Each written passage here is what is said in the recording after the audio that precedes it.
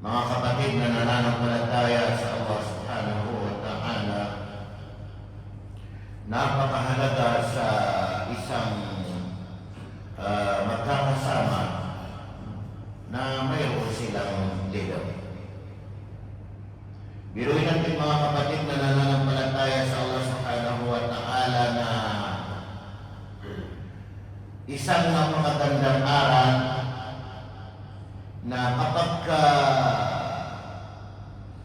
naging tatlo o kapag yung mga naglalakbay umabot sila ng tatlo, kinakailangan na magtalaga sila ng leader. Magtalaga sila na kung saan ay susundin nila. Magdesisyon sa mga bagay na para hindi magkakaroon ng conflict ang bawat isa. Yan ang sinabi ni Propeta Muhammad sallallahu alaihi wasallam, "Idza kana thalatha fi safarin falyu'ammiru ahadahum."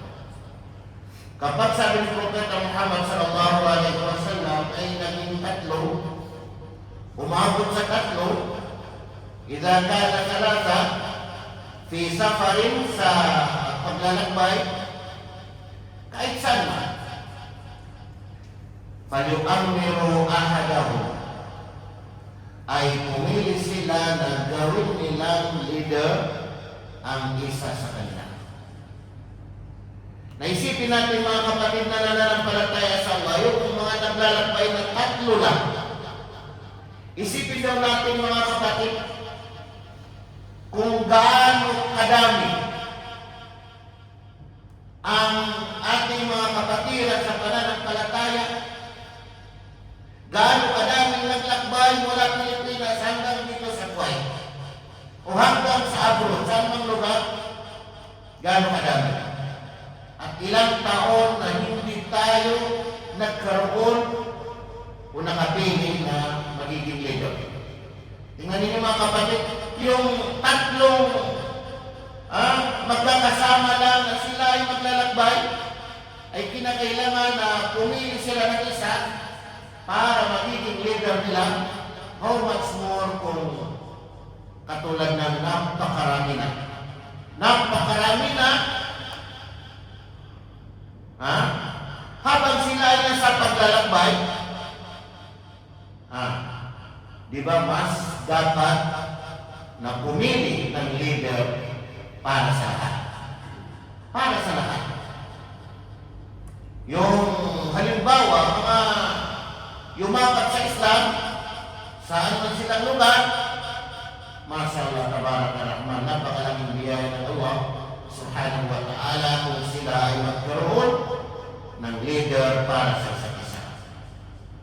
Mga kapatid na nananampalataya sa Allah, subalit ang sino mang napiling leader o sino mang binigyan ng tungkulin ay kinakailangan palagi yung tinatawag na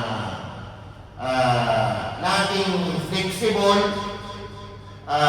laging huwag masyadong malupit, laging makagbigay.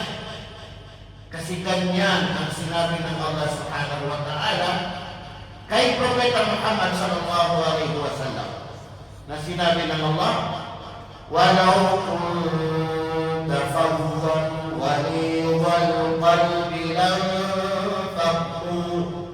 lanfaddu min hawlik." Kung ikaw, sabi ng Allah Subhanahu wa Ta'ala, o Muhammad, ay naging masamang ugali, ano itong masamang ugali? Ay talagang matindi sa pananalita, sa mga kilos. Kung ikaw ay masama yung ugali, law kunta faddan ghalidhal qalb, at matigas ang puso, lanfaddu min hawlik, ay lalayas ang iyong mga tagasunod sa mga nakapaligid sa iyo. Yung mga tao na lalayas sila, yung mga sahaba, lalayas sila.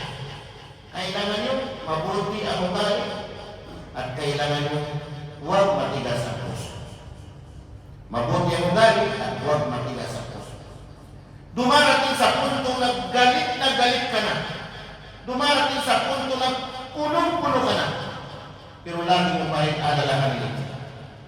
Ang sinabi ng Allah, "Law kunta faddan ghalidhal qalbi lam yanfaddu min hawlik." Kung ikaw ay masamang ugali o kaya ay matigas ang puso, lam yanfaddu min hawlik, ay lalay sila, aalis ang iyong mga kasama, aalis ang iyong mga tagasunod na mga nakapalibot sa iyo. Tingnan ninyo mga kapatid na nananampalataya sa Allah. Fa'fu anhum wastaghfir lahum washawirhum fil amr. Itong tatlong bagay nito na sinabi ng Allah Subhanahu wa Ta'ala, fa'fu anhum, pasensyahin mo sila. Pasensyahin mo sila. Iba-iba yung kanilang mga ugali.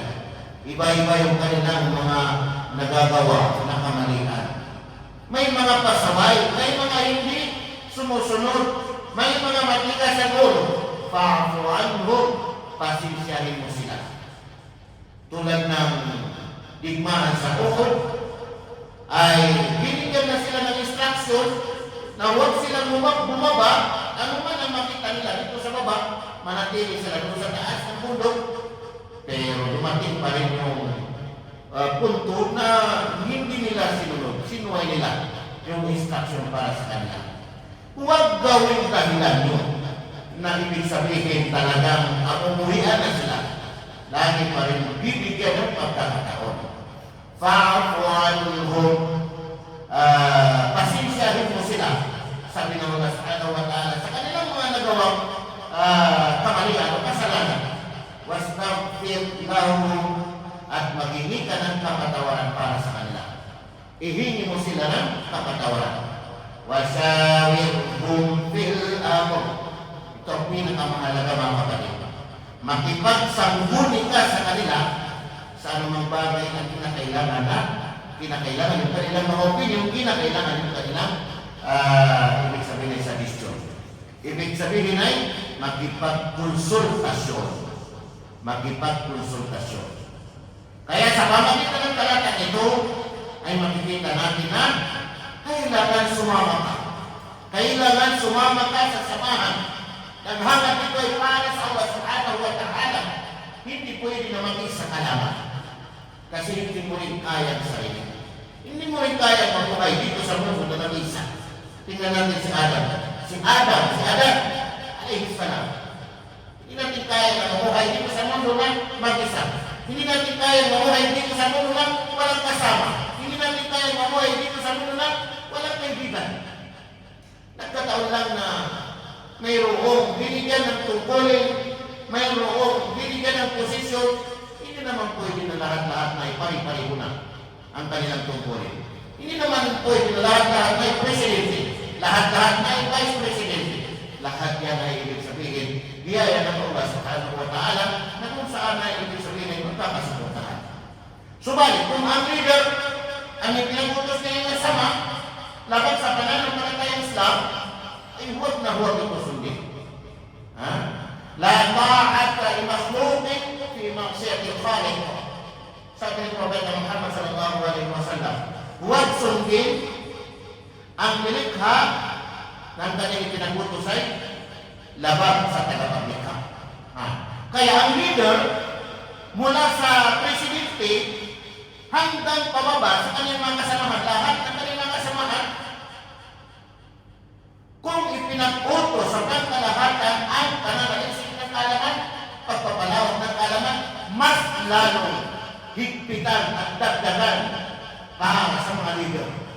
Kasi para hindi sila sumablay sa kanilang mga desisyon na pagkakasunduan o kaya desisyon na ibig sabihin kinakailangan na bigyan ng desisyon. Tingnan ninyo mga kapatid, kung ipinagutos sa pangkalahatan ang pananalisik ng kaalaman, mas higit para sa mga mayroong tungkulin o kaya binigyan ng mga posisyon. Mga kapatid na nananampalataya sa mga biyaya ng Allah Subhanahu wa Ta'ala, na kung saan ay magkaroon tayo ng pinuno o kaya ay magkaroon tayo ng leader na ang kanyang sinusundan ay walang iba kundi ang banal na Quran at ang sunnah ni Propeta Muhammad sallallahu alaihi wasallam. Aqulu qawli hadha wa astaghfirullah li wa lakum.